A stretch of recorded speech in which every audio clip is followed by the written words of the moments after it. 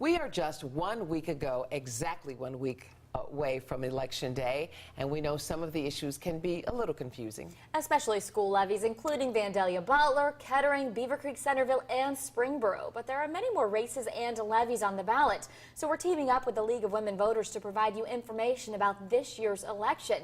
Right now, Dan Edwards is live outside our studios.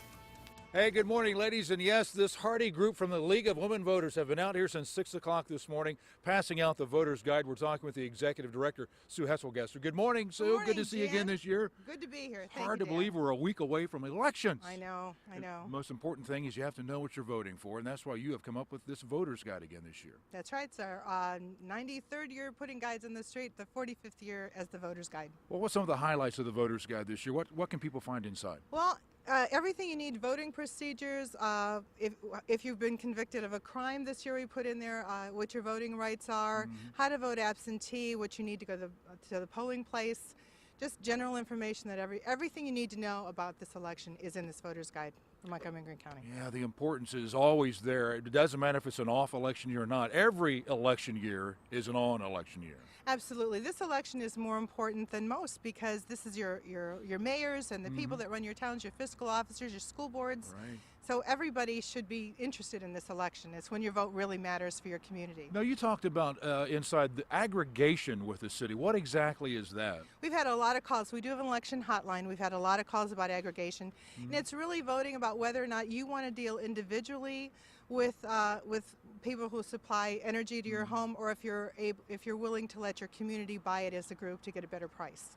So it's really a very simple issue, and a lot of people have been concerned about that, confused. And there's also confusion about where do I go to vote? I mean, you have information for that as well, right? We do. You can actually call the league office if you're not sure where you go to vote. We can tell you what your polling location is. You can go to the Board of Elections and look it up online, but some people are nervous about doing that.